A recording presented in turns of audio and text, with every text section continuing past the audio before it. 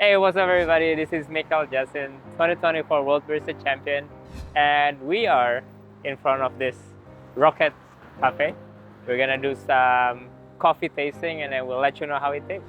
Yes, we're starting the coffee patrol. We're doing this with the World Barista Champion. What will happen today? Let's find out. Coffee Patrol in Moscow. Mikael Jasin, the 2024 World Barista Champion, came to Russia and together with Systema Coffee CEO Evgeny set out to explore coffee-driven Moscow. This is a pretty famous farm in Indonesia. They'll visit 3 of the best coffee shops in the capital, try different coffees, and in the end, Mikael will honestly say where the drink was the tastiest. I think it will taste nicer than the P60. They'll also have time to walk around Moscow's main landmarks And that's where the President Putin works, yes.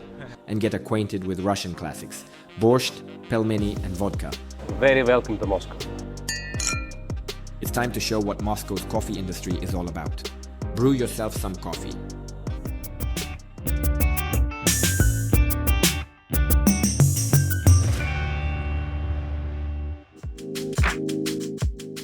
So today is August 25th. Last night we met Mikael. This morning we've already arrived at the venue.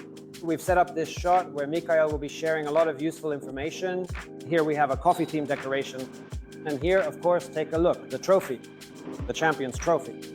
Korea, May 1st to 4th. Today we're filming this shot all day. And tomorrow we'll move to that area. We want you to experience how our course works for yourselves.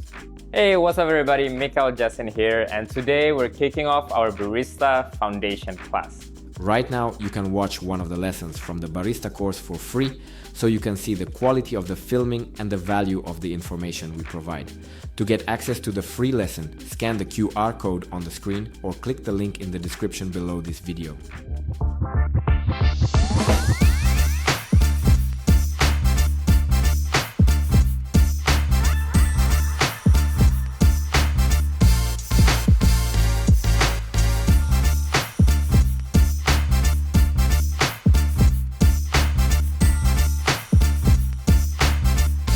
Mikael, now that you've come into the coffee shop, what are your first impressions? What do you like? What catches your attention? Is the coffee menu, like if they have filter coffee or only espresso? Because I mainly drink filter coffee. Maybe equipment, but not always. Yeah. And these guys have a lot of batch brew, right? So it's very visual, you know, they're gonna have a lot of filter coffee options. Hello, my name is Zach. Mikael, nice to meet you. So we are company Rockets. At first we're a roastery company. We have a bakery and a special place where we do desserts and some buns. That looks really good. This one, yeah, and it's like a Russian classic, I guess. Do they put chocolate in the cappuccino here or no? No. That's an Australian thing. But we have a similar drink. It is named cappuccino tonka. It's like a regular cappuccino, but we add cacao powder with the tonka before pouring the milk. We can try it if you want. Okay. Like tonka beans? Filter. Sure. Colombia. After placing an order, the guest can receive a receipt with a QR code, and they can track their order themselves by scanning the QR code. Or you can track it on the display board.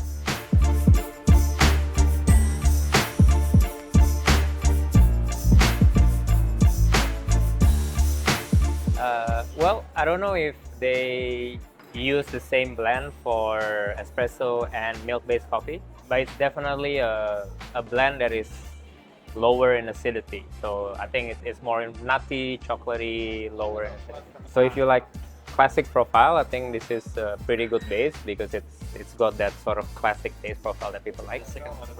Yeah, so the body is quite nice. It's quite round, but it's also a little bit long. The brew ratio is a bit long, so there's a little bit of dryness. Now, with the new CVA model, ratings are given from 1 to 9. Right. It's very hard because I judge espresso from 0 to 6. 0 to 6. It's the WBC score sheet. Which Score would you honestly give this espresso? 2.5. But that doesn't mean it's bad. 0 is unacceptable, 1 is acceptable, 2 is average, 3 is good, 4 is very good, 5 is exceptional, 6 is extraordinary. Most espresso in cafes would be honestly somewhere between 2.5 to 3. Even in competition, most espresso falls in the 3.5 category. If you want my opinion on this espresso, for me, if we're talking about a 6-point scale, it's probably a 3. In terms of flavor intensity, for me, the bitterness is above average, the sweetness is below average, and the acidity is low. As for the flavor profile, these aren't enzymatic notes. It's more like nuts and chocolate. But this isn't my kind of espresso. But you give it a 3, Yeah. which means it's good. When we score espresso, especially in WBC, you have to match the way you describe the coffee with the score that you give. So if you give a score of 3, which is good according to that score, the way you describe the coffee has to be good. In the way you're describing it, it should be lower than a 3. Okay, I understand. So that makes it a 2 then.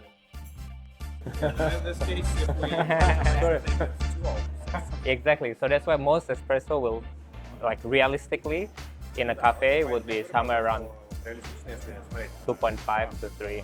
You have a great milk brand, and I would really like you to try this same espresso, but this time with milk.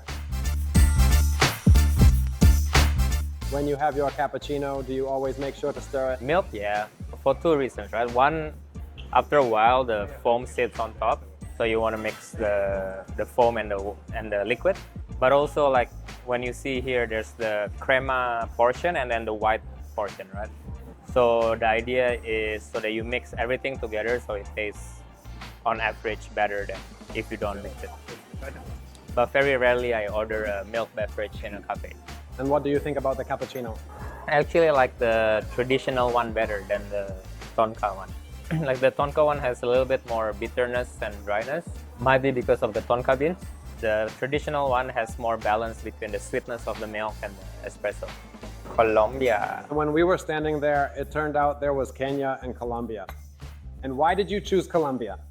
Probably just because I feel closer to Colombia. Like I've been there many times. It could also be familiarity. Like we don't get a lot of African coffees in Indonesia anymore. Like still do, but the volume of Central American and South American coffee are more. My experience going to coffee shops shows that, for example, if I see both Kenya and Colombia, then usually Kenya is more interesting to me in terms of taste, more berry-like, more acidic, more sparkling. Is your experience similar or the opposite? It really depends on what I feel. Like this is a normal anaerobic wash Colombian coffee. So I know the experience will be pretty standard or pretty classic Colombian profile. This is what, 6 p.m., right? So I don't want to taste something that is too complex or too fruity at the moment. Just go with a traditional one. So with like any batch brewer, I think the body is always quite round. The sweetness is also pretty high. It's quite dry, like the finish is quite dry. And then the flavors, they don't really open up. So there's good points, like the sweetness and the body is quite nice, but the minus points are the flavors are not really open. Yeah. Pretty good coffee still. Yeah. Like if you're drinking this with the cooler, then you want something that is quite dry. What do you call this in? Rink.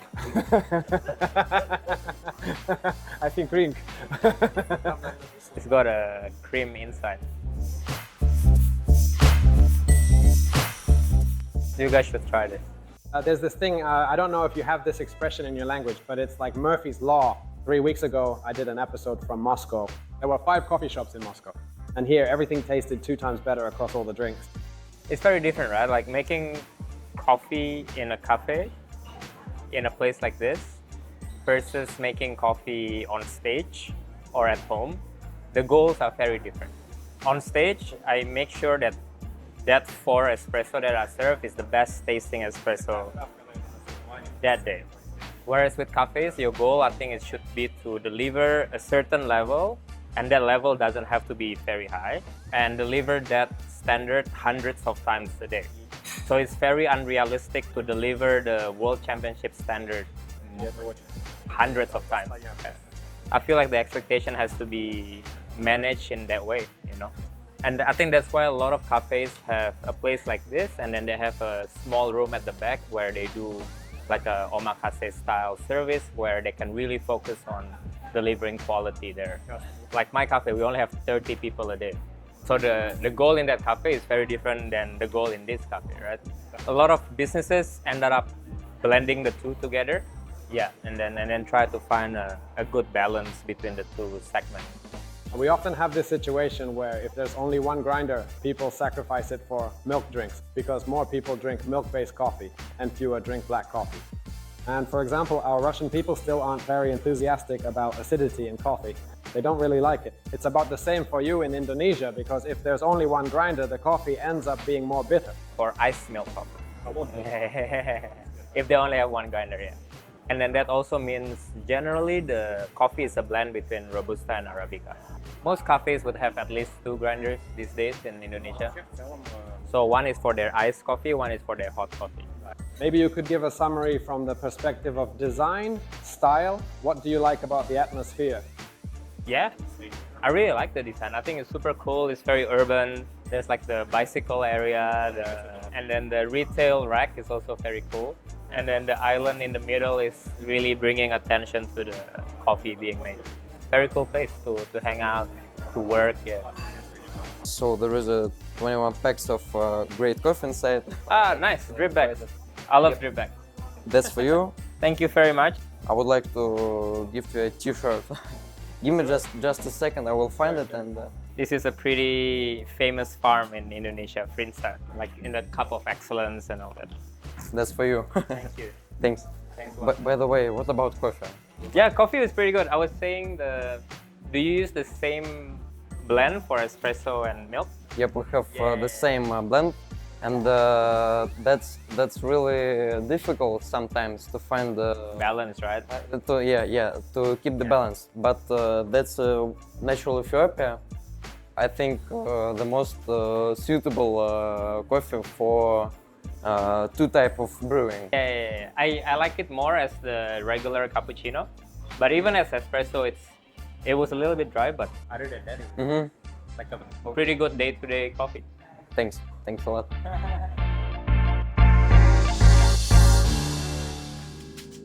So this is our second day. Today we're shooting B-roll footage. We're filming it in the espresso class.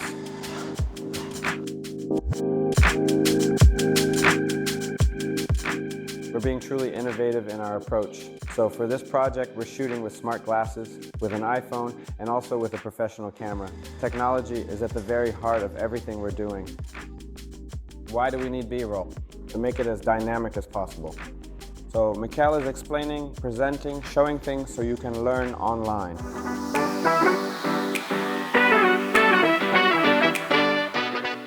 Just spasiba. That's it. And then, is it нет? Like no, it's нет? Yep. Ada. Da? Yeah. That's it. Oh, tabay. Tabay is like quick or like? Yeah, let's go. Yeah. Давай. Yeah. Woody and Chair is a vast open-air park museum featuring unique pavilions, fountains, museums, attractions, and exhibitions. It's both a historical complex and a modern space for leisure.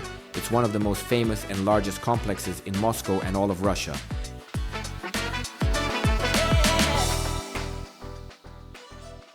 There's a term, specialty coffee shop. In your opinion, what attributes should a coffee shop have to be called specialty? No, for cafes, it's difficult to determine because like a lot of places look specialty but serve commercial coffee. A lot of coffees that serve really high specialty coffee normally look like a specialty coffee shop, but maybe not as fancy. I've had good coffees at a normal coffee shop serving commercial coffee, and I've had bad specialty coffee. Because the way it's, the way it was made, or the roasting, the brewing is wrong.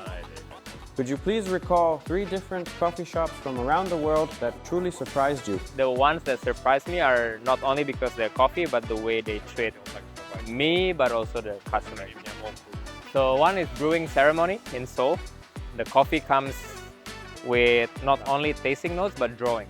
So it's like a scenery descriptor, not just a taste descriptor. Look at it and think, yes, I feel that design. It's more like, oh, when you drink this coffee, it almost feels like you're in your living room in the afternoon on a Sunday afternoon kind of thing. And then Leaves Coffee Roaster in Tokyo. And that's mainly because like a lot of Japanese, they're very meticulous in how they brew their coffee and all that. They don't really care if people wait for like 2 hours, 1.5 hours. But whatever they brew is perfect for that specific one. So that's why people wait for it, I think. And the third one.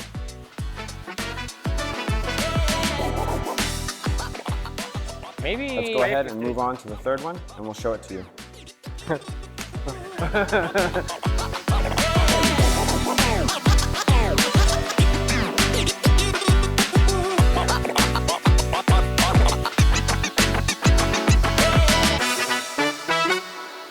Mikli, we've arrived at the next spot.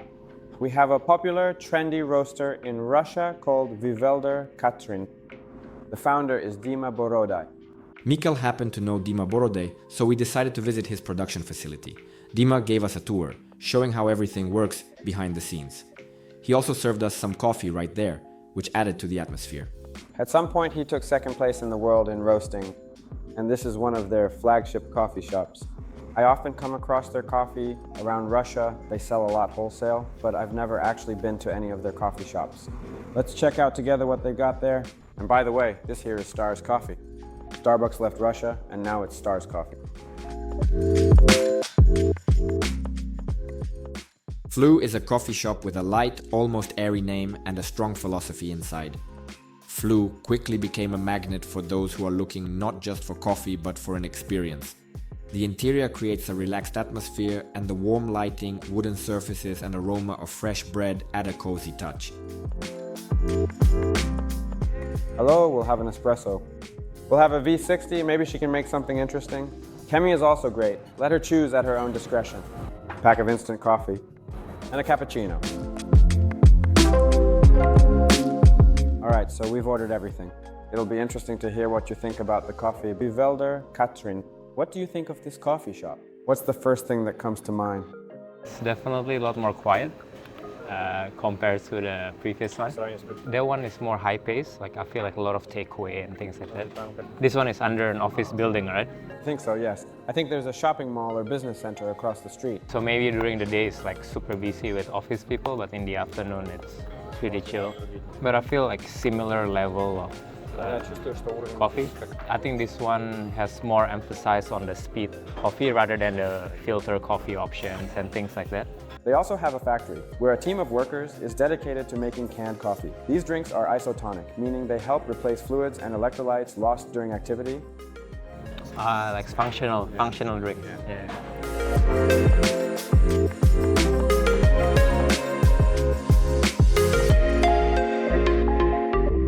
This will be Brazil.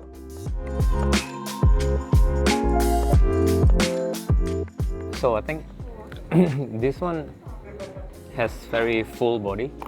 Not as much sweetness, but also not a lot of acidity. But the tactile is round. If I had to score, this one actually will score slightly higher than 3. This one. 3. Yeah, because the experience is pretty, like it's good. It doesn't have complexity of flavors, but the extraction is good. What's missing in it? What would this espresso need for you to give it a higher score? There's not much flavor complexity. It's good, but it's not very good or extraordinary. On the mouthfeel, it's round, but it's also quite sticky at the end, and that makes the aftertaste is not on the very good level, but it's still within the good category. Cappuccino is, for my preference, is a little bit too hot. For, I think, general standard operation in a cafe, it is the correct temperature because people drink it for a while. But the intensity of espresso is quite on the higher side, like stronger side. So I prefer the previous one better. You can taste the espresso, but you can also taste the sweetness of the milk. This one, you taste more of the coffee. So you might as well just drink the espresso. If you want, we can try brewing instant coffee. Sure, yeah. Just ask for hot water. It would just be interesting for you to say on camera what you think, how you like it. We agreed that everything would be honest. Oh, this is instant, right? Instant coffee, specialty instant coffee. It's pretty good.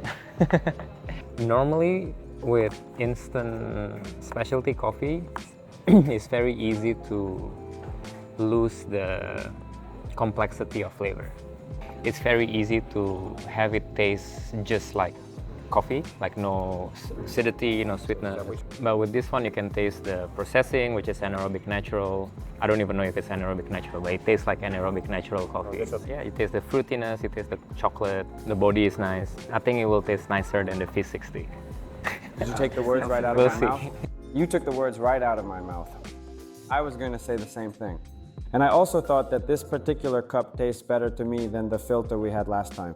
Yeah, but I think that's also because this one is anaerobic natural, so it has more complexity of flavor. And also the ratio between coffee to water, this one is better. But that's the good thing about instant coffee, right?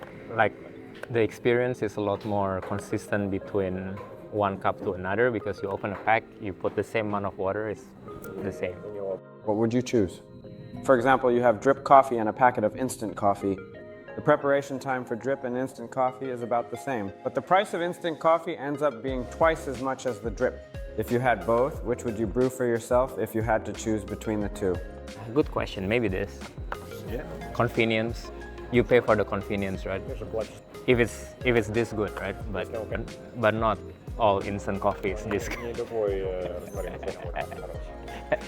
We don't get paid by these guys, by the way.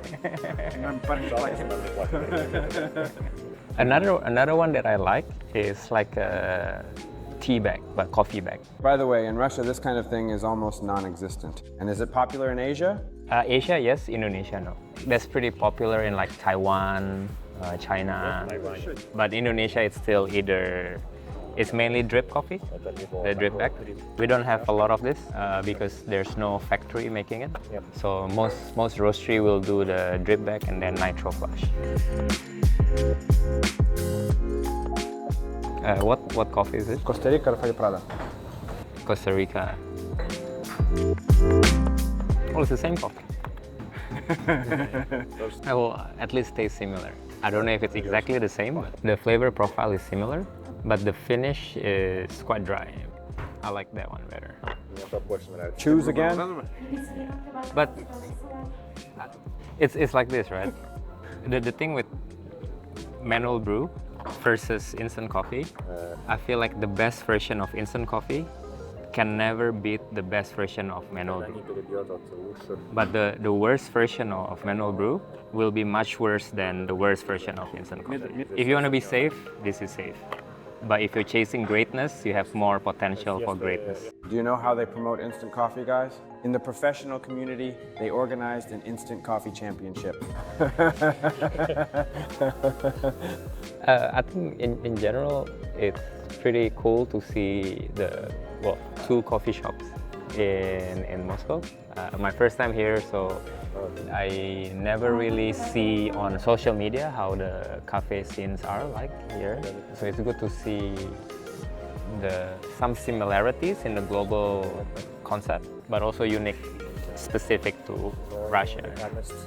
So I'm excited to see more in the next couple of days.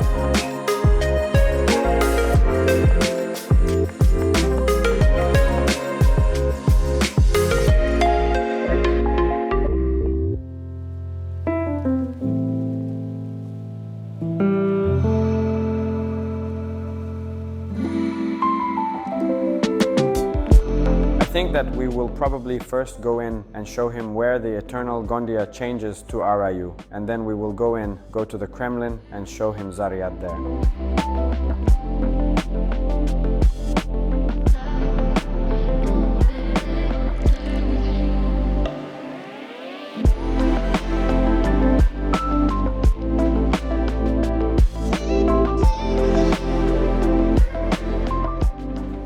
And that's where the president Putin works, yes. I think it's the biggest symbol of our city, probably of our country.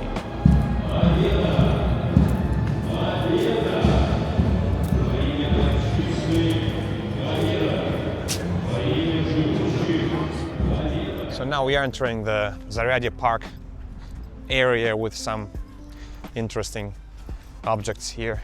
You will see the Moscow River.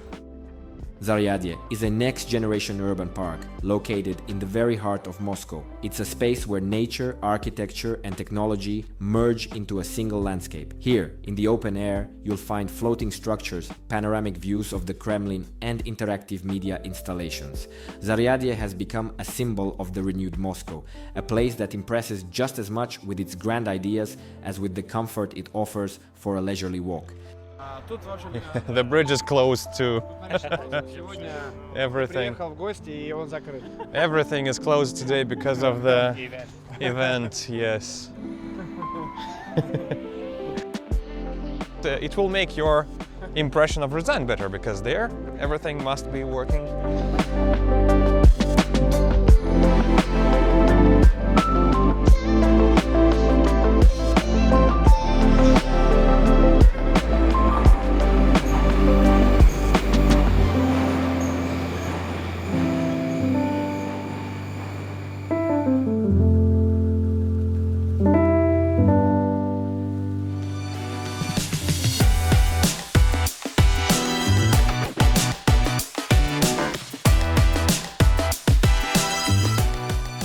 Hi, nice to meet you. Nice to meet you. Gleb. Gleb Nevekin, legend of coffee industry in Russia.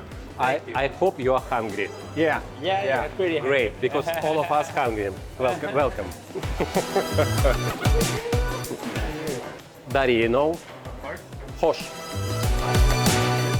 I'm a touring manager in Barista in Coffeemania and also participated in latte art championships. Yeah. International. Yeah. You can teach me latte art. Yeah, if you want. Welcome to the Coffeemania on Sakharov Avenue. Here you will find a combination of excellent restaurant service and a feeling of, I feel comfortable here. The menu delights with classic Coffeemania hits and an impressive selection of coffee. Gleb, tell us about RAF Coffee. For the 114th time, please tell us about RAF Coffee. Moscow local invention is the best way to try. This rough coffee was invented in 19th. Now a lot of twist like in music cover. Yeah. Okay. And a lot of people make own style rough and so on. Yeah. I told Mikael that RAF Coffee is available in every coffee shop in Russia. So we try it at the original place that he was born. Yes. Yeah. We have several drinks invented by ourselves. Bumble, malinowy coffee. And, in our culture, we are eating soups. Okay. Yeah, I see these boys always eat soup every day. Yeah. This one very strange, okroshka. Ah, the one like a fermented drink with bread? Yeah. We can try all of them, up to you. You can up try to a you. little bit, yeah. Okay, great. All Russian soups. No, Americano. It's one of the most popular drinks in Coffeemania. This cup was invented by colleague of us, This is very cool. and this surface really good for fingers, for touching, and this is for lips. Coffeemania is a well-established chain that can easily afford to order anything they specifically need for their business. They even had cups and milk made specifically to their requirements. Ooh, matcha. Cappuccino matcha, Machupino. espresso, orange juice, and caramel syrup. We call this drink bumble because of bumblebee. You can mix a little. Drinking protocol. How many times? Honestly, I dislike protocols, I dislike descriptions and so on. Yeah, it's nice. Yeah, because with fresh orange juice, it's very hard to get the level of ripeness, right? Yeah. So I think with the caramel, is it the same coffee blend as the drink? Yeah. We call these drinks Latte Singapore. Owner of our company, he had a meeting with ambassadors of Singapore. And sitting in our cafe, and we bring these drinks on a table. We know this is our boss and this ambassador of Singapore. And he asked us, what is the name of this? We're looking at ambassador and Latte Singapore. Okay. There you go. It's a good name. Yes, very good name. You should pitch this to Singapore Airlines. Yeah. It's got lemongrass. Yeah. What coffee is that? Could be Bolivian, SL28. You can drink and you can find your friends here. Yeah. I like this. It's like a dessert. Convenient. Yeah, it's like coffee back home. And this level of sweetness is considered high or normal? In Indonesia, this probably would be considered medium, slightly medium less. Like this would be less sweet in Indonesia. Indonesians just drink a lot of very sweet drink. What's this one? It's also our invention, very popular in summertime. Especially for people who never drink coffee. Yeah, who don't Because it's the last drink. Ah, this is the Halwa. Yeah, but latte halwa. Halwa. like a Middle Eastern dessert, you know, like sesame and then Absolutely. yeah. Absolutely. Very nice. Yeah. To me, like, I guess these three are very new, right? Also this, but this is like a signature beverage style. But this one is because it's warm. Yeah. It's quite interesting. Yeah. Oh. And it's really good to try it in an original place. So you say sunflower seeds. It's at the bottom? on the bottom and mixed with milk. Cappuccino? Thank you. Checking the foam. Double shot? Cappuccino? No. One shot. One shot. One shot, but milk we use for cappuccino made by our own resin. It's quite sweet. Yeah. Let me show you the trick with saucers. One saucer will be more attractive. This one is fruity and floral, Yeah. chocolatey. Yeah. It's rough moss. So moss is Moss. Yes. yeah, it's good, and it's definitely probably more sustainable than matcha. And this is famous akroshka. Akroshka, yes. One of the most strange, I think.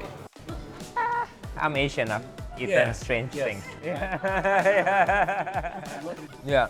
I think I know why people think it's weird, because it's sparkling. Yes. Yeah. So you don't expect your soup to be sparkly. You know? It's kind of like your drink and your meal becomes one bowl and then you eat it together. I agree with you. Yeah. But it's okay. I would probably prefer it to be more like salty and spicy to have more flavors. But other than that, it's definitely not the weirdest thing I've eaten. Smells very similar to what we have back home. Yeah. Fermented vegetable, Oh, no. salted vegetable. Oh, more soup. Okay. This is a 12-course degustation. I'm doing the WBC thing, you know, only 2 sips. Yeah. 2 sips, and then this one is the most normal taste. More international. Yeah, like mushroom, even the sour cream. This is more sour cream. Oh, for the dumplings. Yes, up to you. It's up to you. I really like with salsa sauce. What do you call this dumpling? In The name? Пельмени. Пельмени. А что внутри пельменей? Говядина. Signs of a good boss, he doesn't know what's going inside. Because I am in charge of beverages. Exactly, yeah. If you ask me what's going on in my cafe, I don't even know what's going on in my cafe. I don't remember the recipe, I don't remember the things. That's when you know you're successfully delegated the task. Yeah. Russian way to eat, to drink like shot, and smell bread and eat. Very welcome to Moscow.